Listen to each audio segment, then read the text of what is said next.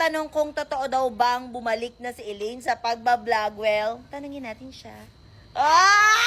Sinong nakamiss kay Elaine? Ayan. Kala ko ba ayaw mo na? May padrama-drama ka pa, may paiyak-iyak ka pa na. Ate, ako na. Gusto ko magpahinga kasi napapagod ako. Eh, di ko naman kasi nabalitaan ko, bumalik na naman daw yung Yanni Gets. Yun na nga!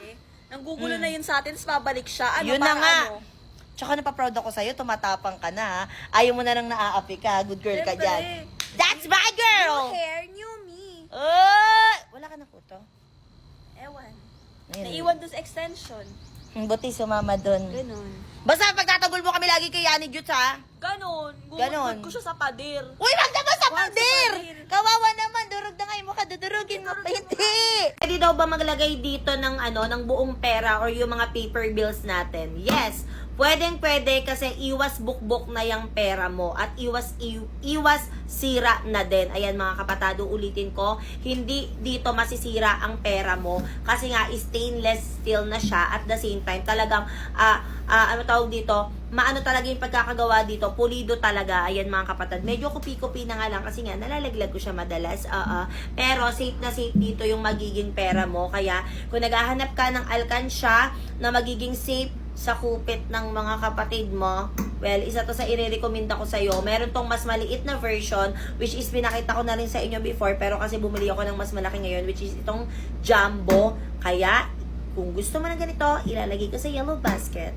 Kung wala kang budget at naghahanap ka ng product na makakatulong na makapagpalighten or mag-bright yung skin mo, well, ba't hindi mo pa itry ito? Lagi ko naman din sinasabi sa inyo na itong sabon na to, talagang marami nang napatunayan. Bakit ka mo? Si Bahaw na lang. Lagi ko sinasabi sa inyo, si Bahaw, si Susie ay, even ako, meron kaming mga dark spot, syempre sa katawan, meron tayong mga uneven skin tone dyan. At syempre, ito ang nakatulong na makapagpalighten nito. Bakit?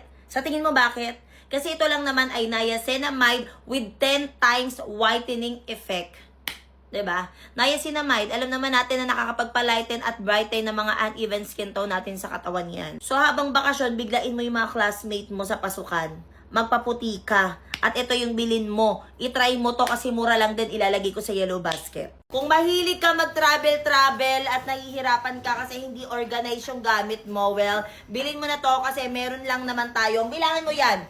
1, 2, isa rin bilang 3, 4, 5. 5 pieces or 5-in-1 na travel bag organizer. Yan, di ba? Hindi ka na mahihirapan na kung saan mo ilalagay. Minsan si Elaine kasi ang ginagawa, alam mo yung garbage bag? Sa garbage bag niya nilalagay yung mga gamit talaga niyan. So, Lalo na pag madumi. Oo, pag madumi talagang garbage bag, talagang tinatapon ko talaga pag kasi akala ko basura. Yeah. So, ito hindi ka na mahihirapan kasi meron ka ng 5 pirasong travel bag. Ayan, lagayan ng mga madudumi at malilinis na gamit. Ayan, kung gusto mo ng ganito, murang-mura lang din, ilalagay ko sa yellow basket. Mag-check out ka na! Ganda. Naiiyak ako kasi 1M na tayo sa YT!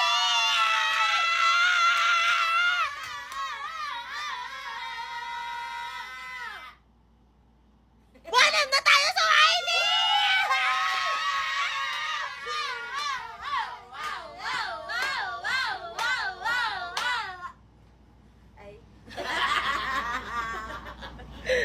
Thank you so much mga kapatid kasi 1M na tayo, 1M subscriber na tayo sa YT. Sa mga hindi pa nakasubscribe dyan, ayan, mag-subscribe na kayo ha kasi nga, uulitin ko, 1M na kami sa YT!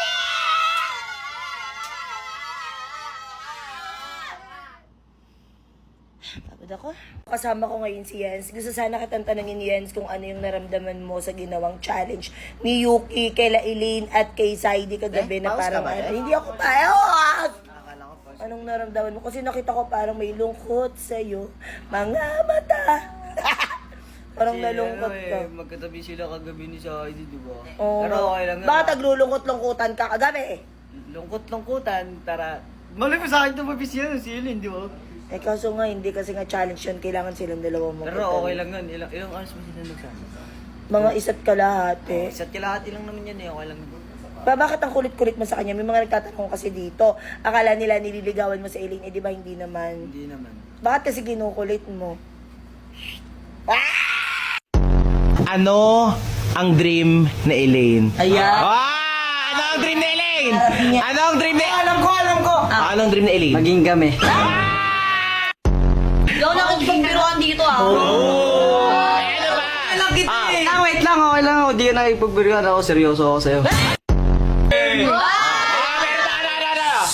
Ang dami niyong alam dalawa. Ako favorite niyan. Siyempre, purple. Pink, red. Dalawa yun. Bakit pink red? Kasi yung red pagmamahal. Oh, yung pink. Kasi yung pink, favorite ko siya. Oh! Ay, pamilya! Alam nyo ba mga kapatid, as a plus size girly, hindi pa rin talaga ako komportable na magsuot ng mga ganito. Pero nung ito yung sinuot ko, tignan nyo naman. Di ba? Ang sexy ko tingnan. Huy, ako lang nasisexy sa sarili ko. Okay lang yun. Aminin nyo, ang ganda din talaga nito, oh. Di ba? Oh. Pak. Ang lakas ba ka-sexy, mga kapatid? So, kung gusto niyo na ganito, kung ikaw ay plus size girly, by the way, for your reference, ako nga pala ay large body frame, pero super duper stretch pa to, so kasha pa to for up to XL. Feeling ko 2XL kasha pa siya, kasi nga, stretchy siya, oh, tignan nyo. So, kung gusto niyo ng ganito, meron tong iba't ibang kulay, ilalagay ko sa yellow basket. Hala, bibili pa ako ng ibang kulay nito. Ang ganda. Siyempre, kung kami mga babae, meron kaming fem wash, dapat kayong mga lalaki, meron din kayong panghugas dyan kay Manoy. Oo. Dahil meron na tayong Jack Masculine Wash, siyempre, may prestige pa rin yan. At sa mga nagtatanong, ano daw bang pinagkaiba nito? Wala. Packaging lang. Kasi meron tayong old packaging at itong bago nga natin, mga kapatid, meron tong cooling effect. Bakit ko daw nalaman? Siyempre, tinry ko. Talaga. Pero babae ako. Oo, gusto ko lang din ma-explain din sa inyo.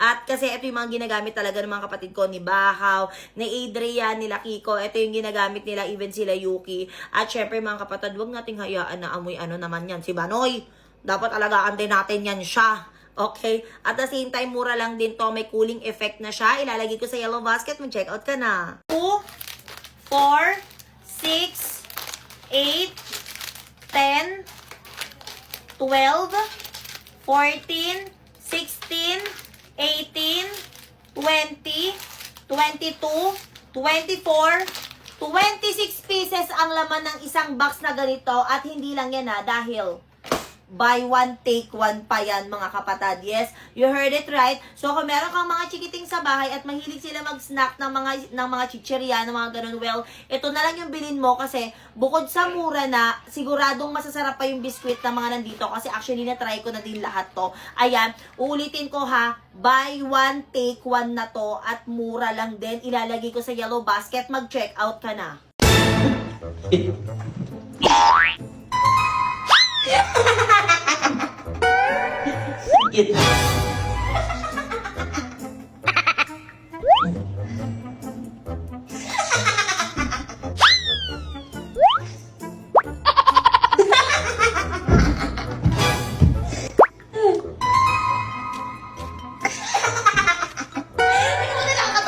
Nakakatawa nyo.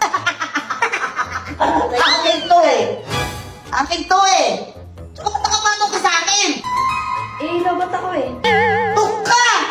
Nandito ba yung cellphone mo? Dilim na to. Pansin! Reklamo ka ng reklamo kung bakit iniwan ka ng boyfriend mo. Eh baka naman kasi hindi ka naghuhugas ng kifi mo. Bumili ka na ng ganito oh. Diyos ko naman, huwag ka naman magtipid na. Napakamura lang din ito at alam nyo ba, mabango na rin to mga kapatid. At the same time, meron na siyang cooling effect. Ang bango, grabe. OMG. Alam nyo na kung bakit nagka-boyfriend na si Ate Aya ngayon? Kasi nga, ito yung ginamit ko. Huy! Walang mga kapatid ha. Literal na mabango talaga tong Kifi na feminine wash ng Prestige. Kaya mga kapatid, kung ako sa'yo, mag-check out ka na nito. Ilalagay ko dyan sa yellow basket. Promise, sobrang bango at the same time, may cooling effect pa siya. Mga mare. Nabalitaan nyo na ba yung chismis? Ano ba? Nabalitaan nyo na ba yung chismis? Ano yun? Yung anak ni Kimaring Cheo na may boyfriend na naman na bago. Hello? Diba? Ano na naman? Nung nakaraan may sumundo na kamotor. Oh. Ngayon, tignan mo, papakita ko sa inyo. Teka lang. Ayan o, ayan o, ayan o. Diba? naman yung bata na Sabi ko sa'yo eh. Sabi na nga, be, Oo, yung mga diba, pinag-usapan diba na nakaraan, ibang lalaki kasama niya? Oo, iba na naman. O, tingnan mo, oh. Totoo pala yung mga sinasabi Kaya natin. nga. Pero sinasabi nila parang ano lang daw yung mga kaibigan. Hindi ako naniwala. Hindi totoo yun, Mari. Diba? Sabi ko sa inyo, buti na lang yung anak ko nakagraduate ng college bago nag-asawa. Diba? Ikaw din yung anak mo din, diba? Ay, di maaga kasi nabuntis yung anak din ito eh. Pero okay na lang yun, at least na lang hindi na lang masyadong ano. Hindi katulad nung anak ni Kumaring Chong. Grabe! Sobra! Sobra! Sobra!